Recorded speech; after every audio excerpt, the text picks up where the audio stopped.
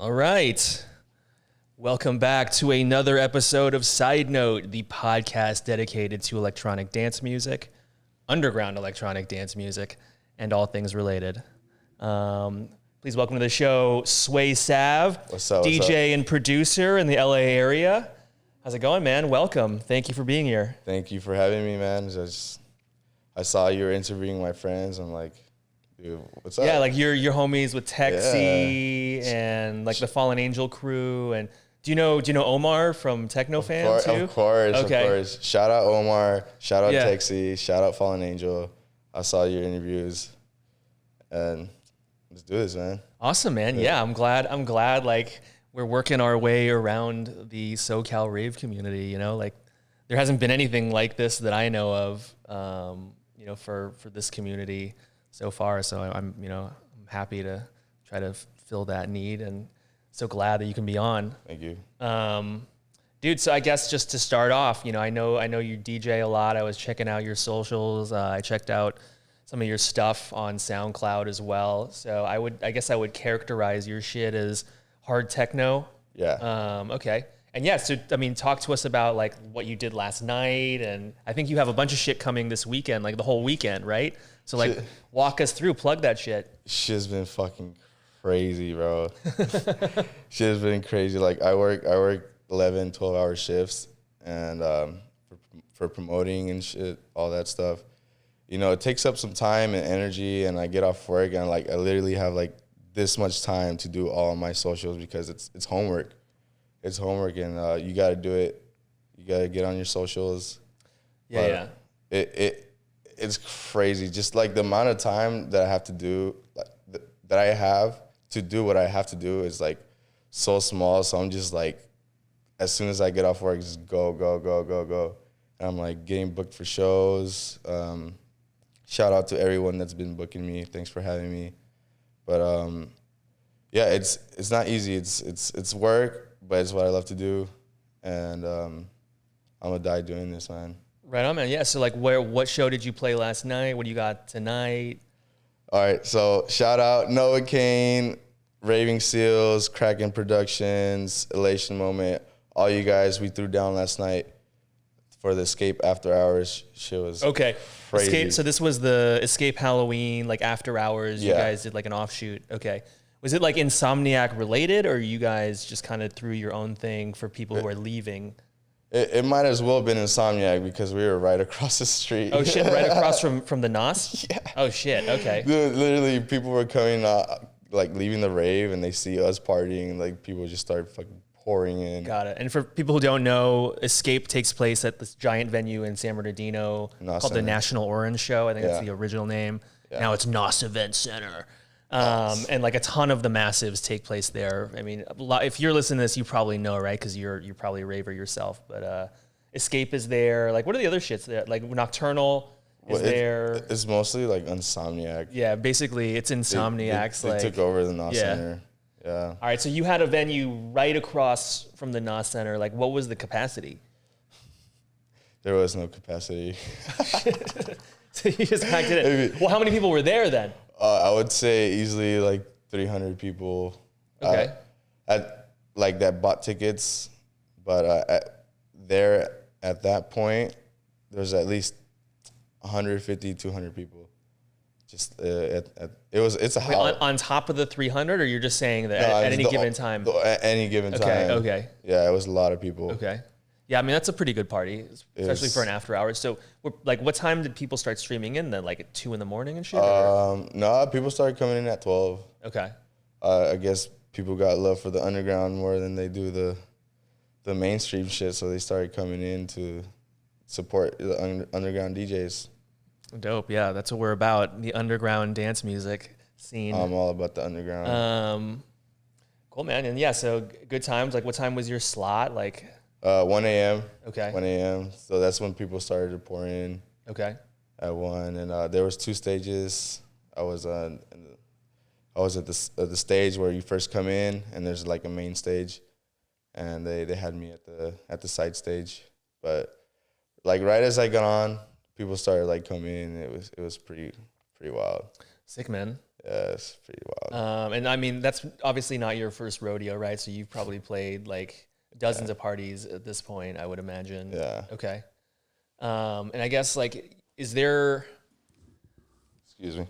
Oh, no worries. Cheers, guys. Yeah, was there any like particular standout moment for you in terms of like, okay, like this is why I do this shit, or any like particular track you threw down that kind of made the night for you? I mean, other than me playing my original tracks, it's just like you can't put a price on that. Right. Oh shit. Yeah, because you produce too. So yeah, I'm gonna play my tracks. Okay. And it just like I see people dancing to the music that I make, and it's just like it's I can't put it in words because I work so hard for it, and right, people are actually enjoying something that I made. So it's fucking amazing. Yeah, I mean, yeah, it's got to be a special feeling. Yeah, it really is. But I like to mix and match because I grew up with certain techno tracks that literally took over my life, and I mixed those tracks with my tracks, and it's just like a fucking eargasm. Right. You know, it's just because I'm mixing my music with my favorite music, and it goes perfectly together, and it's like, wow. Oh yeah, man. It's a beautiful feeling. I mean, I think, yeah, like as a DJ, and I don't play out much, but when I do, you know, I think like part of the magic is just getting to hear shit that you like on a big system. Yeah. Right. Yeah. And so I can only imagine like you throw in the fact that, you know, a lot of what you're playing is your own shit. Yeah. And that's got to be like even more special. So. Oh yeah. Honestly, like, I don't want to say I didn't know I would be doing this because I've been working for it. But it's like taking off faster than I thought I would. That's good, man. It's been taking off, and I'm grateful for it every day and all the people that support. Yeah, man. And you know, we're not very big quite yet, but hopefully we're doing our small part to help kind of push your shit along a little bit. Oh, and we're gonna grow together, bro. Yeah, awesome. So I guess, you know, as I asked a lot of people who come on here, you know, taking it a step back, like how did you get into rave and techno, and you know, give us your journey. You don't want to go there. Oh well, come on, that's what the people want, man. Give the people what they want. You want me to go there, man? Well, I started off as an athlete. Okay.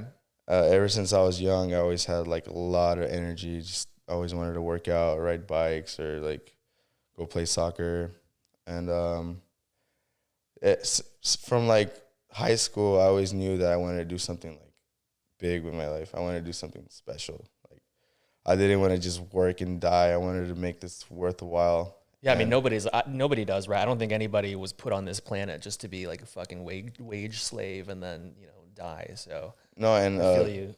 And sadly, a lot of people live their life. Yeah, like 100%, 100%. A lot of people live their life like that. But yeah, I always wanted. I started off as a BMX rider, like the bowls and the rails and shit. Okay. Like the bike. I was pretty good. I would do tail whips and all that stuff. You heard of Lee Reynolds? You know who that is? Yes. All right. You know he was like a BMX guy. Yeah. Okay. No, I know Lee Reynolds, but yeah, I wanted to be like a professional BMX rider, go to X Games and stuff. Because I had just so much energy, like physical energy. I don't know why. I was just gifted with a lot of energy. And I wanted to express that somehow. And that didn't work out. Then I went to boxing. Then I wanted to be like a professional boxer. I trained for 4 years.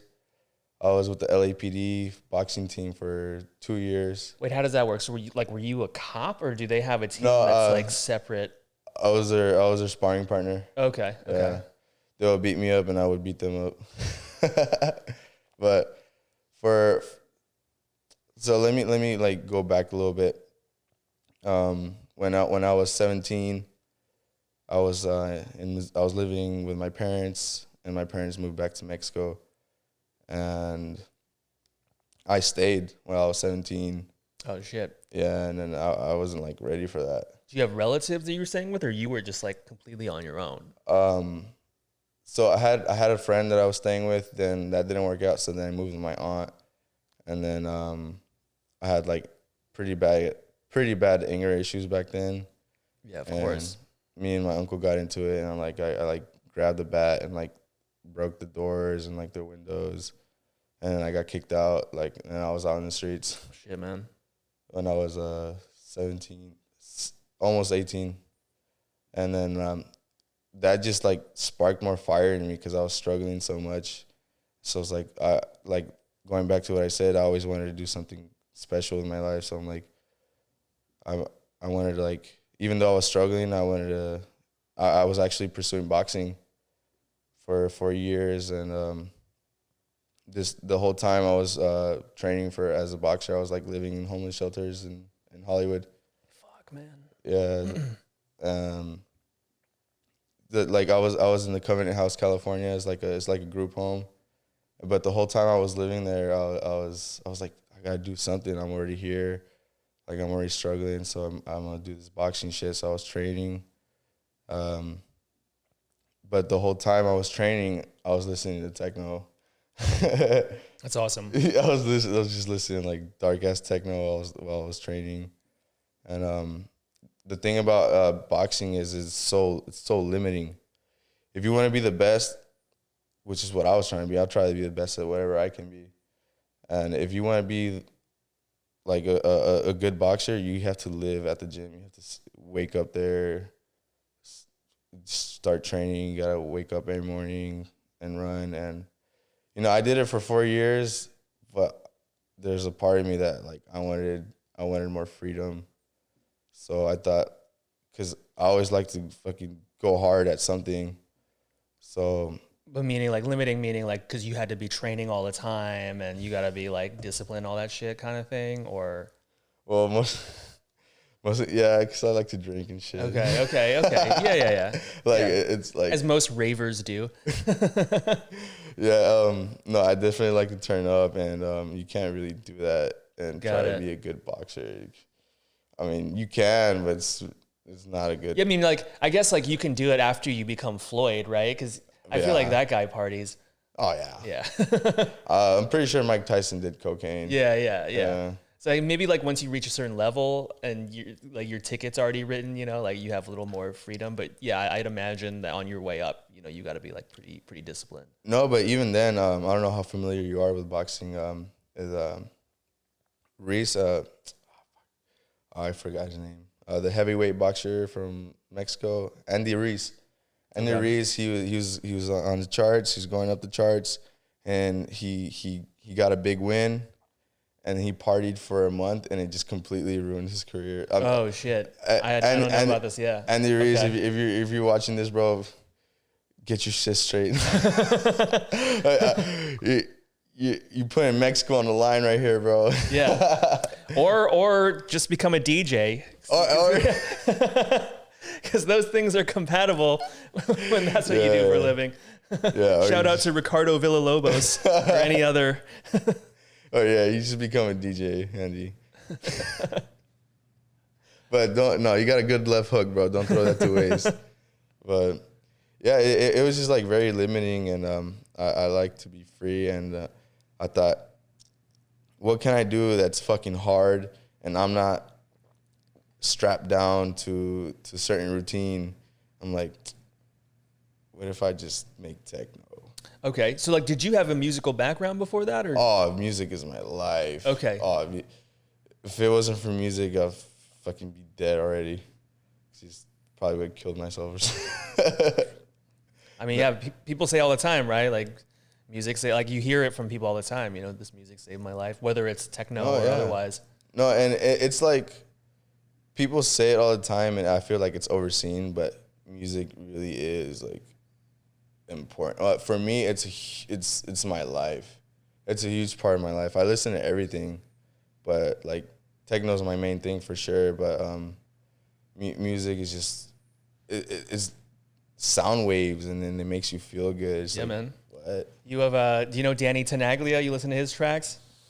I can't say, dude. Old school guy from New York. He's got a track. Music is the answer to our problems. Keep on moving, and you can solve them. Oh, hell yeah. That's deep. That's deep. I like, no, it really is it takes control of body and your emotions and your thoughts, and just what's craziest to me about music is just literally it's sound waves, but you can't see them, but you could feel it. It's fucking crazy. Yeah, so crazy.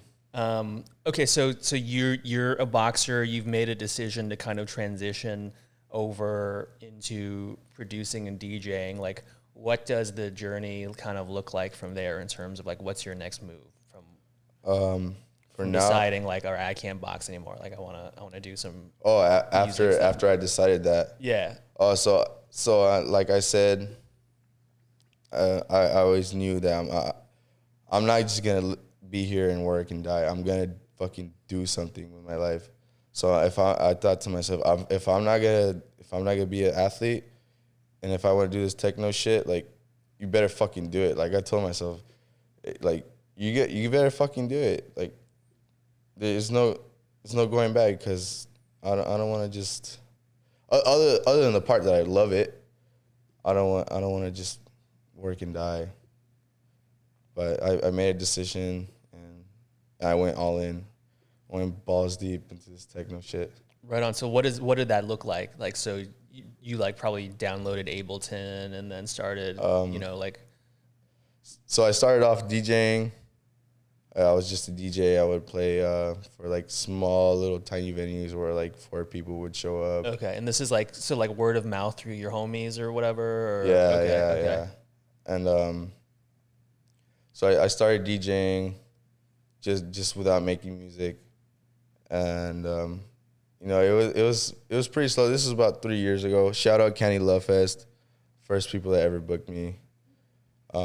Candy Love Fest? Candy Love Fest. That's how I started, Candy Love Fest. That's how I always have a spot in my heart, because that's how I started. But yeah, then I started to fall in love with it. When I get on the decks, it's just like, you feel like you're in control, and you're playing your music. And so I wanted to do it more and more. So I would go to like venues and talk to like the people who were running the parties. Right. And they would always turn me down, because I was just like starting, and I would get so mad. But now I understand. Hey, you guys could have been a little nicer though. But they saw that I didn't have much of a platform, so they could literally just brush me off the shoulders. All right, so like they're just like looking how many followers does this guy have? How many people can he bring? That's interesting, man. Because like, so when I was in my 20s, I did the thing like, oh, I'm gonna try to like talk to the promoters and shit too. But this was like pre like when it was all social media driven, right? So like, you would burn CDs is how I like would do it, right? Like burn a bunch of CDs with my mixes and like hand them out to promoters and shit. And yeah, like would never hear shit, like nothing. But at least back then it wasn't as like quick as just like, oh, let me check your followers. Yeah. But so I think there's like pluses and minuses, right? Because on the one hand, like you have a much bigger platform to like show your stuff on with the Gram and SoundCloud and Mixcloud and all the different platforms. You can just be like, hey, check out my link tree to find out what I'm about. Versus like, here's my one shot with a CD, and I don't even know if you're ever gonna listen to it. Yeah. But yeah, I mean, to your point, like I have noticed, even with this, with this show, right? Everything is so socials driven, right? Like that's half the job now. Like it's not even like, I feel like making the content is only maybe like 40% of it now, and then like the rest of it is. It's actually 20% of it. Yeah. If you make a banging techno track, you still got 80% more to go. The track is there, but you got to do the whole marketing part. No, that's true. And I mean, I feel like that's like a really good insight, right? Because I've never thought of it as being such a small portion of the mix. But you're right. It probably is. The content itself is, probably 20%. No, yeah, like I said, I've been studying a lot more marketing, and I was always. When I first started DJing, I kind of knew there's a business side to it, and I was always intimidated by it because of the numbers, whatever. I always sucked at math anyways. No, but I was always intimidated about the marketing. But until recently, I was like, I'm at a point in my career where I have to I'm gonna have to do it. And then I just looked up stuff on everything that I learned mostly is on YouTube. I learned how to make music on YouTube. Shout out Julian Earl. I'm gonna tag you in this post, bro. You taught me how to make techno. You don't even know who I am, but Julian Earl, bro. All right. You play here in LA too, and I hope to meet you one day. Julian Earl, bro. You taught me how to make techno. All right, yeah. I don't know Julian, but shout out to Julian. Come on the show and teach us your tips, bro. If he gets back to me, I messaged him. I think he left me on scene, so. No, you message him. He would be a great interview. But I would love to meet you, Julian. Like you changed my life. But oh man. Anyways, going back to what I was saying, but like I was always intimidated by the marketing part, but now I'm so glad I did it. Like I'm like, why didn't I do it before? It's not intimidating anymore, because it just makes sense, you know. I'm just at that point where it just... Yeah, I mean, I think, like, once you accept that that's the deal, then you do what you got to do. Yeah. But I think, like, I know for me personally, with this shit, I'm like, oh, fuck. Like I got to, like, work to bring on these guests. I got to work to make this shit happen, to, like, actually produce the content. Oh, it's some work. And then now there's this whole other job of, like, the business side. And pushing and, like, you know, because people, even if you're not, like, posting about a new episode, and I haven't been very good about this, you know, people just want to like see your lifestyle, right? Like you just got to be posting like, oh, here I am. Here I am like getting a salad because you like my show and now you want to see me having a salad. And there's some DJs who actually do that. Yeah. No, and like, because that's part of the deal. Like people are good at it. You know? They want to know. They want to know what's going on. Yeah, people want to know. Like a lot of the folks Fucking that I've interviewed. I don't know if you know Ray Cash. He was on here. Like he's posting all the time, but it's like for whatever reason, it's captivating. You know, like like Ray Cash is in Barcelona right now at a record store. That's cool. Pumping gas. Yeah, you know. I use 87. Shout out to Ray Cash. Or you know, like Sarah Strandberg is in Vegas, like partying it up before her show. Like shout out to Sarah. But yeah, it's like it's all like compelling. It's marketing. Yeah. It really is. Like. I like to like fucking when going back to the boxing part, promoting a fight, people want to see like some spice, you know, and yeah, or half of why people love Floyd is because of his lifestyle too, right? Like I said, throwing like you know hundos around and like put it into like a metaphor. Floyd's boxing compared to like a music producer is like the same thing. His skills are 20% of it, and then his personality is what really brings him on. Yeah, you know, it's crazy. I've been like really trying to like look into it, but so tell us like what are you doing specifically in terms of like trying to emphasize the marketing? Like, what are some of the things that you've been trying to implement? I just post like stuff about my life, like my work, like you eating a salad and shit. Yeah. Like me at the liquor store, like, oh, I'm gonna buy this 3-pack. Just like so people like get to know me, you know, because like I would post out tracks, and you know I know it's a good track, but I wouldn't get that many listeners because like, okay, you posted a track, cool, but people like I realize people want to know like where it's coming from. And that's something that I'm working on. Oh man, that's such a good way to think about it too, right? They want to know like where your content's coming from, like the man behind the music or the person behind the content. I like the perspective, dude. Like you definitely have some, you know, legit insight on the marketing aspect. Thank you. YouTube. YouTube. But, yeah.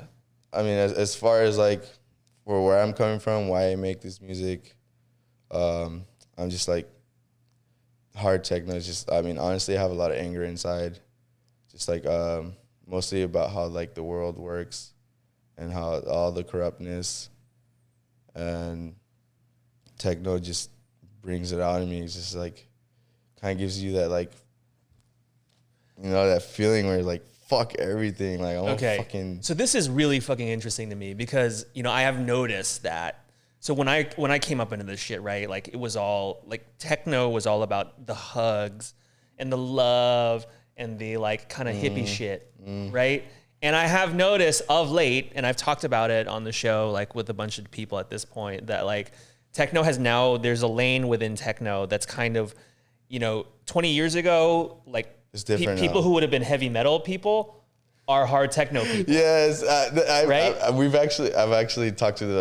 I've actually had that conversation plenty of times where like, this is basically like the new metal. Yeah, dude. Yeah. So I first encountered this maybe like 3 or 4 years ago when Adam Bayer and Serezdi, you know them, right? Of course. Yeah, they were playing at the Palladium or something, and you know my homies and I, you know, we're all like in our like 30s, and you know some of us are in our 40s, so like we've been around, and we're just like, what is this? Like we didn't know what to make of it because it was like, oh, the vibe here is like metal party or like punk party or something, you know, like this is like the same crowd that you would see at like a punk show. But they're here for Adam Bayer, yes, which like didn't make sense. We're all wearing black. Yeah, like it makes sense now because I think like since like maybe like 2018 into now, you know, techno has definitely sort of carved this lane that we all know now as kind of like a darker, like heavier lane. But that's super interesting because like, you know, you're telling me that, you know, hard techno for you was like an avenue for like exercising your rage, which is like, that is like far from what the traditional like techno lane, right? Oh, it's different now. Yeah. It's different now. The techno nowadays is a lot harder, a lot darker.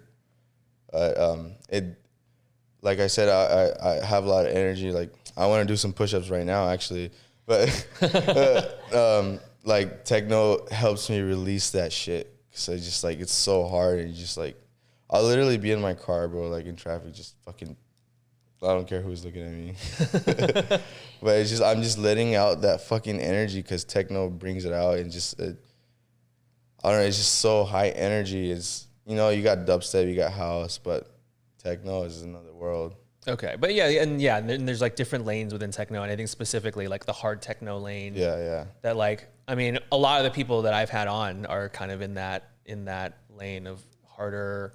I mean, I want to say like it sounds angry, but it is, you know, but people are, and I've seen it firsthand, like the actual vibe of the parties is still very plur. Oh yeah, no, it's plur as fuck. Oh, techno's plur as fuck. Yeah. Even though we're all look like emos, we're still plur as fuck. So I guess like, how does that work, right? Because like, okay, it's beautiful. You're saying like hard techno is like a lane for like getting your rage out. Yeah. But I gotta imagine people are still like rolling on ecstasy, right? So are they like loving and hating at the same time?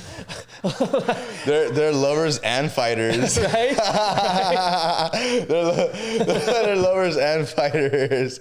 They're both. They're probably, no, it's both. Right, or it's like people who in their day-to-day life, you know, have the ability to like bring the claws out, but you know, when they're at the party, that's their time to like feel the love. I mean, is it more like that? I'll just put it this way: if you go to like an underground techno show, we're going hard and we're all respecting each other. Right. The underground techno scenes, we're all very respectful. No, yeah, and I've 100% seen that. But we're still fucking.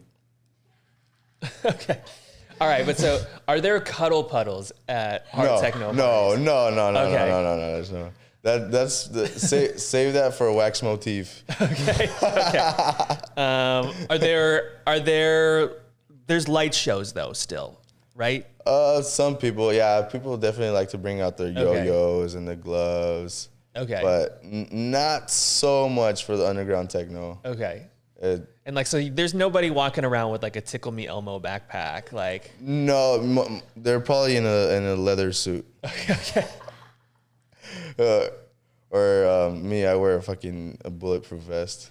This is still, dude, bulletproof vest, legit. It's in the car. I should have worn it. I think you can get them on Amazon these days. Like, bro, the thing about that is, I wanted to buy one for a show that was coming up, and I was like, fuck, I can't wait 5 days. My show's tonight. So I literally went to the store, bought one for like $200. I'm like, fuck. Oh. Can you just return it after you wear it? I'm just gonna keep it. As long as there's no bullet in it, right?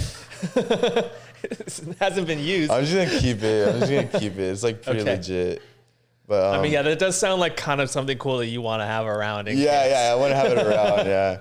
But the thing is, it covers up my logo because I always wear this shirt for my shows, and it covers up my logo, so it's like a double-edged sword. Right, so you wore the vest like while you were DJing. Yeah. just in case anyone wants to fire shots at me while I'm throwing down beats. No, this guy came up to me the other night. He's like, "Bro, I thought you were security, and I see you spinning like, yeah, bro, I secure the techno. Secure the beats. Secure the beats." No, but I'm not. I can be security. If you guys need security, let me know. I think I saw 6 a.m. Just side note. Oh, he said it on security. Side note. Okay, you got it. I'll security. Somebody posted a meme when the security guards also roll, which I definitely have seen. I've definitely been to parties where I'm like, oh, like the security guards are all like rolling balls right now. Like, it's kind of awesome. I mean, nobody's going to say shit to them. Yeah. I mean, like, yeah. Nobody's going to say nothing. No. They're at a party. The patrons are just happy. Yeah. Like, they're like smiling. Hey, go this way. Hey, don't block the hallway. All nice and shit. Yeah. Let me hug you. I'm going to hug you and tell you not to block the hallway. Yeah, I'm dead right now. I'm fucking dead. No. That was funny. You got jokes. But sometimes. No, but yeah, the securities or like even like the people that what are they called? Ground control at EDC and stuff. They're all fucked up.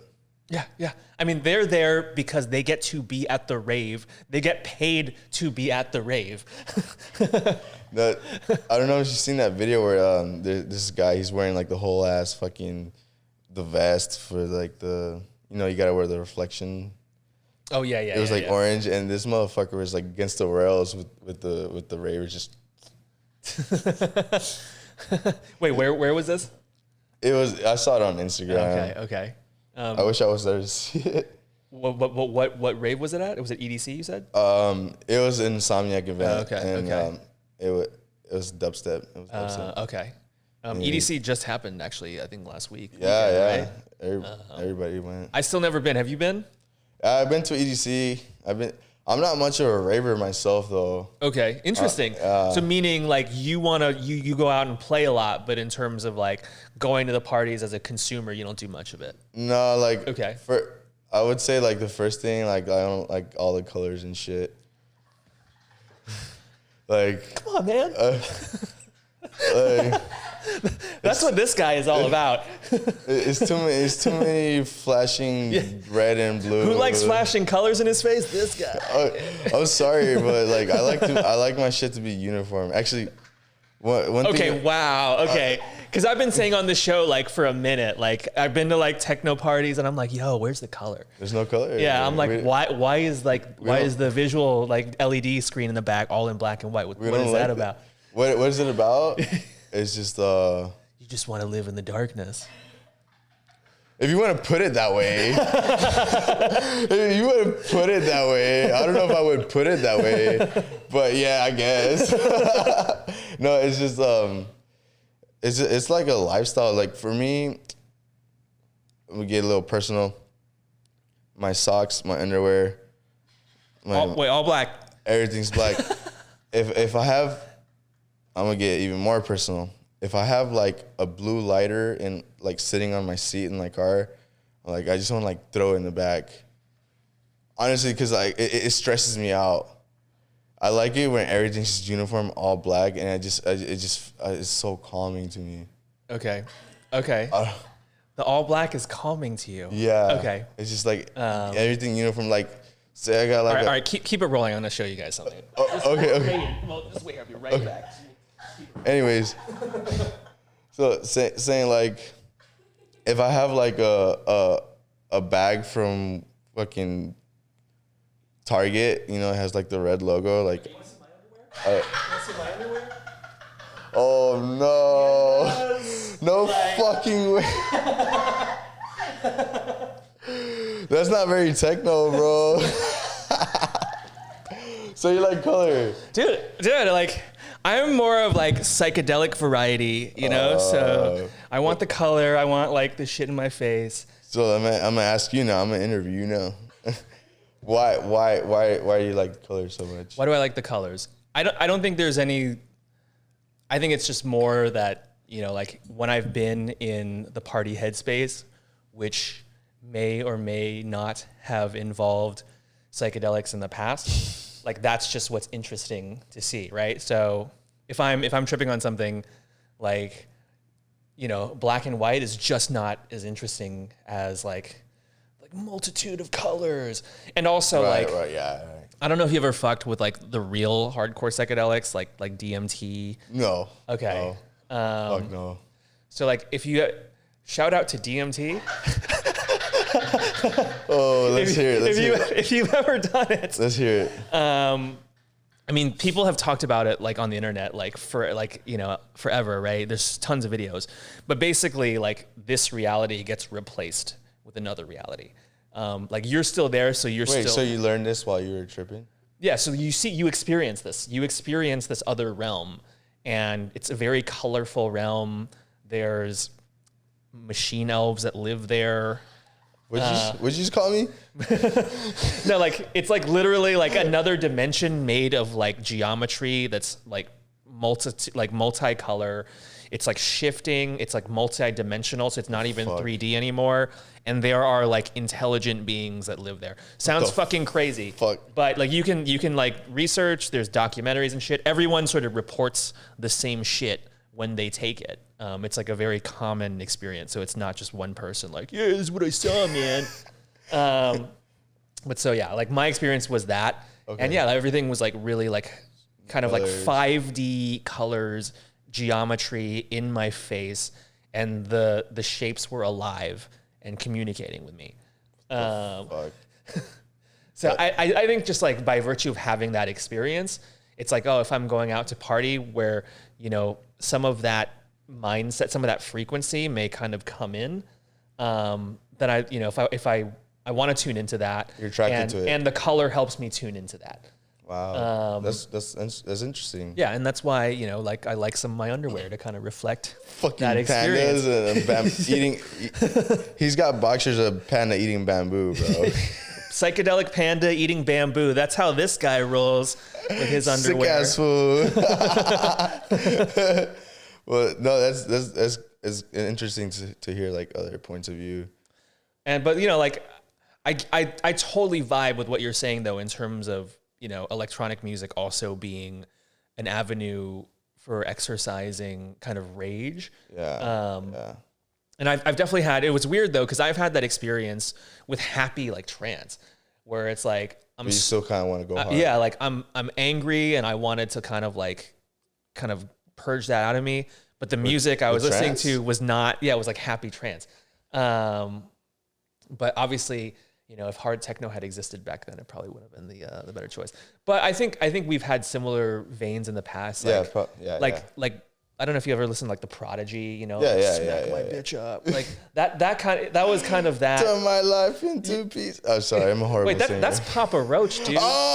Dude. Don't be talking about Papa Roach on the Underground Dance Music Podcast. Oh fuck! I just got roasted. I just got roasted on the podcast. But don't cut that out. Okay, but like, yeah, I do feel like you can draw a line from Papa Roach to today's hard techno. No, yeah, it's I would say it's the new rock. Yeah. I would. So you know, one of the things I meant to ask you was, how did you discover this music? So you said that like, you know, like it helped you, but how did you find out about it to begin with, right? Because it's not on the radio or anything. So how did I find out? So how I found out is when I was in a homeless shelter, and was there a rave at the homeless shelter? Yes. Ish. In the bathroom. Okay. We'd all always hang out in the bathroom, and this guy, he would make trance on his fucking phone. Wait, like a homeless guy making trance on his phone? Yes. Okay. Yes. He had like the iPhone 5, like the little tiny one, and he was just straight up making whole ass trance tracks on his phone, and we were on the restroom, like smoking, and he showed us this. I'm like, yo, this is kind of dope. And then I kind of like start YouTubing stuff. And then I ran into Tech House.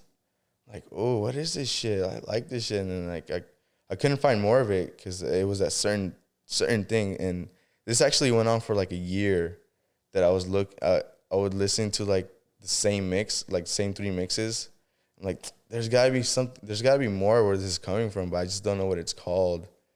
And then one day I run into like on my suggestions, like techno mix from Germany. I'm like, do you remember who the DJ was, or was it just? Yes, okay. Max Minimal. Okay. Max Minimal, bro. Shout out. I don't know Max Minimal. Shout out to Max Minimal. Dude, fucking changed my life. Max Minimal. So I already knew there was like techno, but my idea of techno back then, it was like, oh, is that hippie happy bullshit? Excuse, not bullshit, not bullshit. You know what I mean.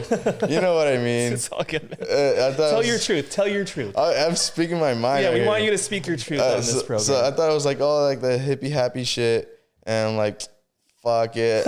I'm gonna click on it because what's crazy is that I would always see that on my suggestions, but I would always skip it because like, nah, it can't be techno. I'm looking for something else. But then one day I actually clicked on it, and I was like, oh, you're like, it is techno. This is what I'm fucking looking for. Yeah. This is after like a year. You're like, this is the thing. This is what I'm looking for, and I found Max Minimal on YouTube, and I was like, oh, it's techno. And then it's fucking, like, I can't believe it is techno. I fell in love with it. It just completely just took over my life. Like, just because I was still doing the boxing thing, and then I found that, and I started training. I started falling in love with techno more than like my actual training, and I kind of just like made that decision. Like, honestly, if I'm not gonna do this boxing shit, then I'm gonna make techno. Yeah, electronic music, regardless of genre, has a way of doing that. Like once whatever like kind of particular frequency or vein of it that vibes with you, once it clicks, I feel like it takes hold, and you're just like, this is it. I kind of like, this is what I'm gonna do. Like, my cousins probably think I'm crazy. They all listen to corridos and cumbias and shit. I like that shit too, but then I'm the only one in my family that like listens to this shit, so they probably think I'm a little crazy. Maybe I am. I mean, and that's usually how it is too. Like, you know, like within your family, there's only gonna be like one person who's like the raver person. I'm that guy. I'm that uncle. Although, like, so I got younger brothers who are like, you know, younger, probably closer to your age, and you know, I've like finally gotten to introduce them to rave and techno and the whole gamut. What a bad influence! and now I'm getting texts like, "Yo, I'm going to this party, bro." Hell yeah! You know, ever since you came to visit, we went to like 6 parties. Like, they fell in love with it. Yeah, yeah. It does take a hold. I mean, for me, I would venture to say, obviously, like family and career are important and all that shit. But I feel like for me, like this music and this scene is one of the most important things in my life. Wow. I mean, enough to like dedicate so much fucking time to like making a show about it. Here we are. Hey, that's why it wasn't by accident we met each other, man. And I'm here to support you. Likewise. And that's what I love about like everyone I've come on, everyone I've had come on is like, yeah, you know, like we gotta like, you know, support each other and kind of like, make this thing a community. That's the beautiful thing about being like a EDM DJ in Los Angeles or Southern California. It's really a small world, and as for me, like I just want everybody part of the family. Yeah, it's a family. We're like family. Yeah, man. And then now there's just so many fucking parties. Like, I feel like before like people would be like fighting with each other over gigs, right? Yeah. And now, because like you would be like, okay, there's only like 3 clubs and maybe like 1 or 2 raves happening every week, and like now it's just like, fuck. You can't even decide like what event you want to go to, right? Because they're like any given weekend. And I'm adding to that reboot tonight. Is that tonight? No, I'm starting my own collective. Okay. Yeah. Your own like promotion group. Okay. Yeah, so I'm gonna add on to the ruckus. Dude. And then pretty soon we're gonna have like side note events. Like hey, I'm there for it. It just might be hippy dippy, you know, like the love shit. It'll be cuddle puddles and purple lasers like in your face. I'll give you a hug anytime, bro. All right, fair enough. What were we talking about? Oh yeah, we're just talking about Omar. Shout out to Omar, Techno fam. I feel like now, like going forward, 30% of every episode is just shouting out past guests. So I think we'll just open every show and just start from the beginning. Like shout out to Reagan, shout out to Baz, shout out to Theo. It's all love, man. It's all love. It's support. We support each other. And that's how we keep this scene alive, by supporting each other. I mean, you're episode 16. I cannot fucking believe that like I've sat in this chair like 16 times, like interview people. Thanks for having me. And I'm so stoked. Everyone, like every person who comes on, I'm so stoked to meet and get to know. So. Oh yeah, and I'm happy to meet you guys. But so you know, we were talking I think earlier, and you know, just to follow up on the thread.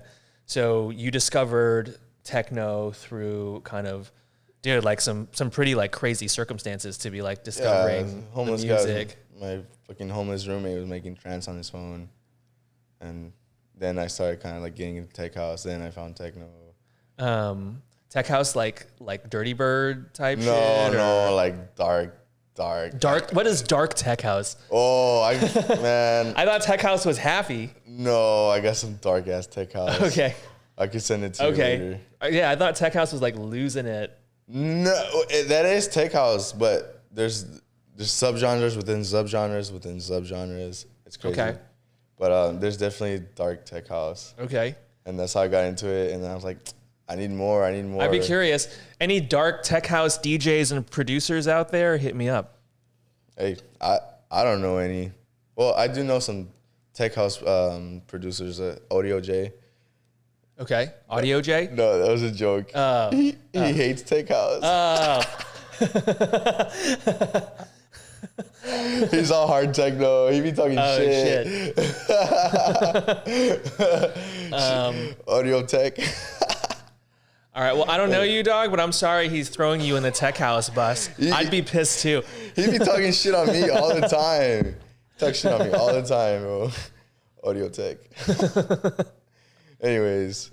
Or, like, you know, like, who are some of the big name, like, producer, or not even big name, but just, like, producers and DJs out there that are inspiring you right now? David Temesi, Emily Lance. Okay. Nico Moreno. Okay. Amok, my twin. Okay. Dude, honestly, if I had to put one on the top, I would say David Temesi, because... Okay, is he a local guy? No, this was in like Berlin. Oh, okay. Shit. Okay, I don't know him. David Temesi, because his style of techno is very similar to the shit that I make. Okay. And before I even made techno, I would listen to him, and like now my shit kind of sounds like him. So like, that puts him on top of the list. That happens. Yeah. So there's these old school guys, Sasha and Digweed. I talk about them on the show a lot too. But but like they were one of the first, basically like, you know, like the compiled mix CD. Yeah. They were like one of the first to like do that, and like their first mix CD is still today considered like one of the greatest of all time. But anyway, a lot of the DJs that like grew up on that, you know, like just sounded like that, like sounded like them for a while. Even me, like when I first started getting into this, I feel like for years, you know, like my sound was just kind of like a knockoff of their sound. Wait, so you make music? I DJ, so I don't, yeah. Bro, I didn't know you're a fucking DJ. Yeah, man. Like I don't get to play out a lot. Like I would definitely say that I'm mostly a bedroom DJ, but you know, I get out to an event maybe like once or twice a year. Oh, okay. Oh, I honestly had no idea. I thought you were just like an enthusiast for EDM. That's awesome. You're a DJ. Let me know, bro. I'll book you. But it's gonna be the happy shit. I mean, it's not gonna be like happy trance. But you know, never mind. You're like low key. No, I still support you though. Fair enough. Yeah. And I will say that if we do have a side note event, we'll have a hard techno room. Bet. You gotta have that dungeon in there. Yeah, we'll have the hippie room with like the purple lasers, but then we'll have a room with strobe light. Yeah, just a strobe light. Just a strobe. That's all you need. Just a strobe light. Just the strobe. Literally, we would throw events and like all we would have was a strobe light. It's fucking. That is very techno. That's like true techno shit. So like, are there any festivals and shit that you have been to that were standouts or that you want to go to that are geared toward specifically, you know, like the techno hard techno sound? Like there's like AD in Amsterdam. Have you heard of that? Yeah. The one that stands out for sure, it changed my life forever. I watched Emily Lenz and Adam Beyer. I was right there, like. Oh, where at? Vegas EDC. Okay. About 2-3 years ago. So was that like in the Factory 93 tent or? I think it was a drum code tent. Okay. Yeah, I think it was the drum code had its own thing, and I was literally right there next to the fucking 20-foot speakers, just like. And I got to see like my idols play. Well, not my idols, but first of all, Emily Lenz, you have the same birthday as me. Oh. Yeah, we share the same birthday, and like I love you. Like literally, you should change my life. But I saw her live, and I was like, "This is what I want to do. This is I'm gonna fucking do it." That's so funny, man. Because I saw Emily play at Coachella, and it was too much for me. She's fast. Yeah. She's fast. Boom, boom, boom, boom. I was like, holy shit. She goes up to like fucking 150, dude. Yeah. But like that, I mean, and granted, this was like a few years ago, so I hadn't been exposed as much to kind of like the fast, hard techno shit. Now that I've been to like, you know, Fallen Angel and like a few other shits, it's less like jarring. Yeah. But for sure, like in terms of like my first taste of it, I was like, what the fuck is this? But you know, now I've heard like Sarah Strandberg, I've heard Claus, I've heard Nectar, like it's all kind of in that same like 140, like 150. Yeah. Do you play at that speed too? There's a thing. All right. So my heart, I started off with dark techno. Dark techno is like 135 max. Okay. But as I get to DJ more gigs, I start to read the crowd, and most of the time they want it fast. They want it fast. Yeah. Interesting. Yeah, they want to go fast. But my heart will always be at like 135.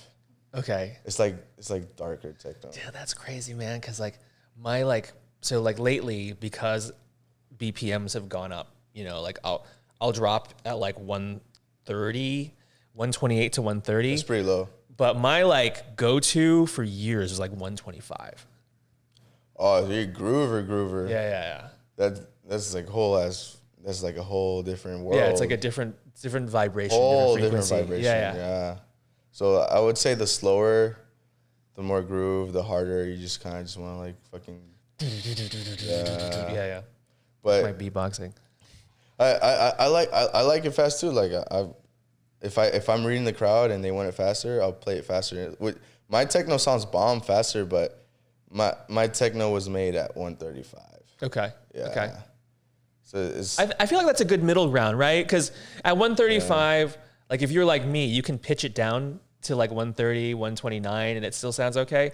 And you can pitch it up to 140. It'll still sound okay. And it'll still sound okay. Yeah. But if you're trying to go up to like 150 plus, there's a certain techno for that. Yeah. And it's not my techno. Yeah. Or like I'll listen to a track if it's like above 140, I can't fuck with that. Right? Because like I'm out. Yeah, because I can't bring a 140 track down to 127. Oh no, it doesn't sound right. That's the thing about me is like all my tracks are like 141 max, and once I start like speeding it up, it kind of like it just doesn't sound right because there's a certain techno to play at that speed, which is probably an industrial techno. Right. Yeah.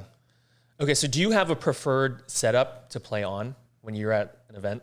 No, I just use whatever they give me. Okay.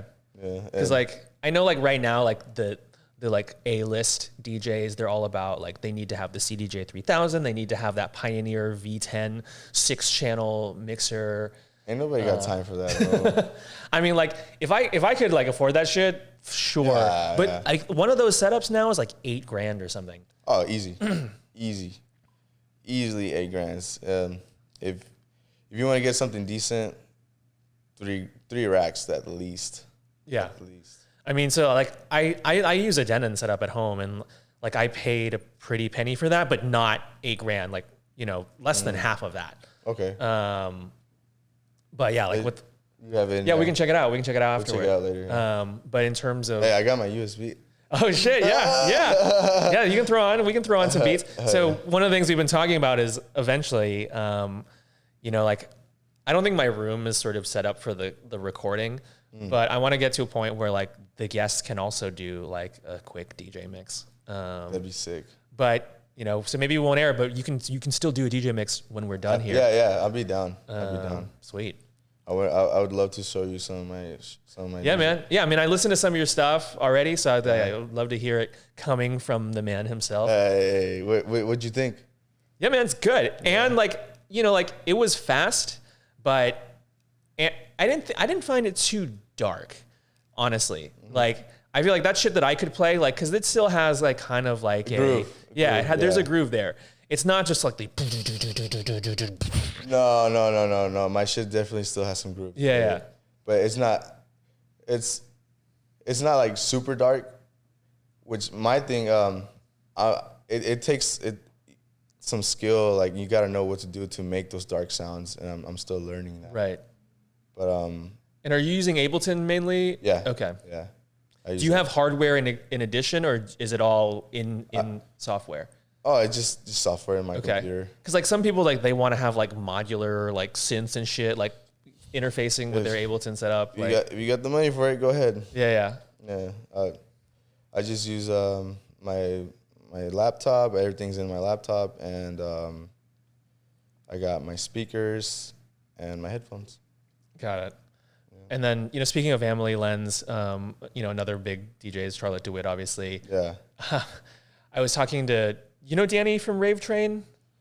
Danny. Claus? Yeah, I know Claus. Okay. Like her dude? I'm pretty sure I know Okay. him. Anyway, like we were talking on the gram, and they had a picture. They ran into Charlotte DeWitt and her man, Enrico Sanguiliano. He's also a big DJ. They ran into both of them at like Santa Monica Pier. What? There's like pictures of them and everything. And I was like, whoa, like this is awesome. And he was like, yeah, we just kind of froze up and like didn't know what to say. I wouldn't know what to say. Yeah. And I was like, oh, I totally get that. What? Like there's definitely been times. Well, I talked about it last week there, when I met, one of my DJ heroes, Sasha, and it did not go well. What happened? So I talked about it last week, but basically he was just kind of like a dick to me. And bro, can I say something? I've met a lot of DJs and they're just underground DJs.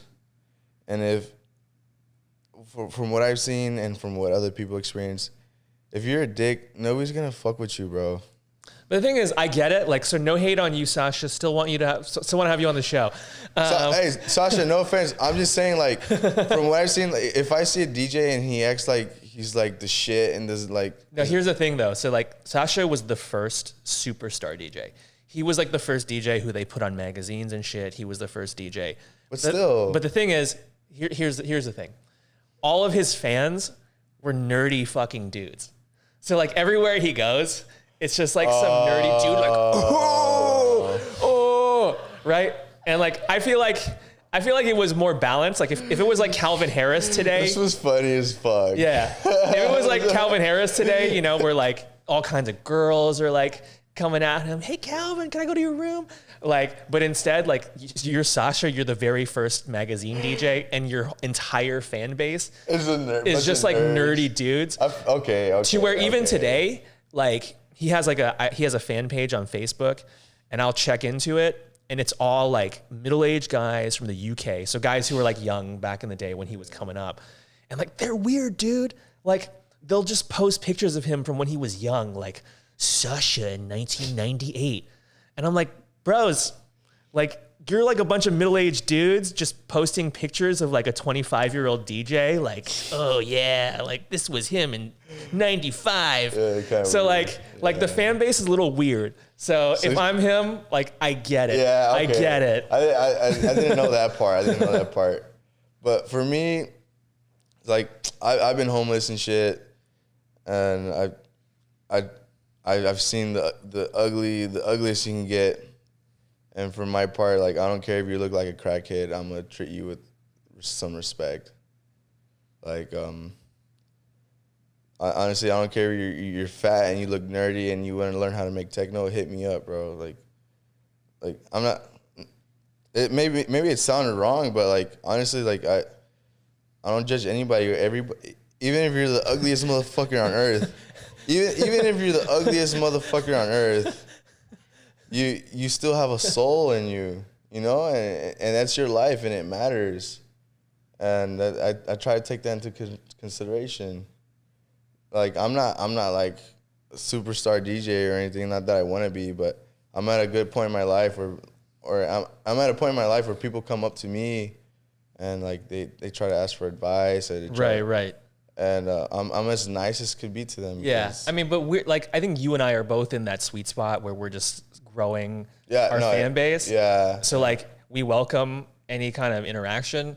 Yeah. But I can definitely see how you probably get to a point where it's just like, yo, like, like I've heard people talking on podcasts and like comedians and shit. So like not even DJs, but they'll talk about how people will come up to them and be like, yo, where do I know you from? It's gotta be annoying. Yeah, where do I know you from? And then you're like, so now you're gonna make me do the work of like telling you where you probably know me from. Like it's like, so I feel like there's a lot of annoyance that comes. Yeah, I'm just starting out. You're right. You're right. But I would always. I'll try my hardest to always keep that respect. But also, and I think because dance music is so plur in general, like everyone should strive to that more than in other communities. You know, even if you are, you know, like a big DJ, just because like that's like kind of the principles of our community, right? Yeah, like, plur. Yeah, right. Like, plur. You know, as corny as it sounds, even as dark as techno you're playing, it's still plur. Yeah, it's. I don't know. It just comes with the environment. Totally. Well, dude, man, we've made it to 1 hour and 6 minutes. So like we made it to the finish line. Hell yeah. So, you know, before we sign off, do you want to, you know, tell people your socials? How can they follow you? Follow me on Instagram, on SoundCloud. I'm working on my Spotify. So right here, you can see it. Swaysav, SWAYSAV.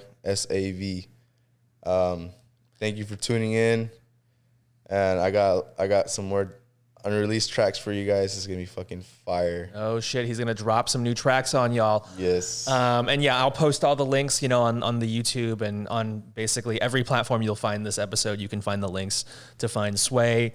Also, don't forget to like and subscribe to Side Note on YouTube. Follow me at Decoy Nick on Instagram. Follow Side Note's Instagram page at Side Note Media. What else? Oh, before we sign off, it occurs to me that a lot of people who watch the show don't know my name, but that's because I never say it. Side note. I never say it. I'm just like, oh, welcome to Side Note. So I am Nick, for the record. Hi, Nick. I'll try to remember to like introduce myself at the beginning next time, but yeah, just want to throw that out there. Nick. All right, until next time. Bye, guys.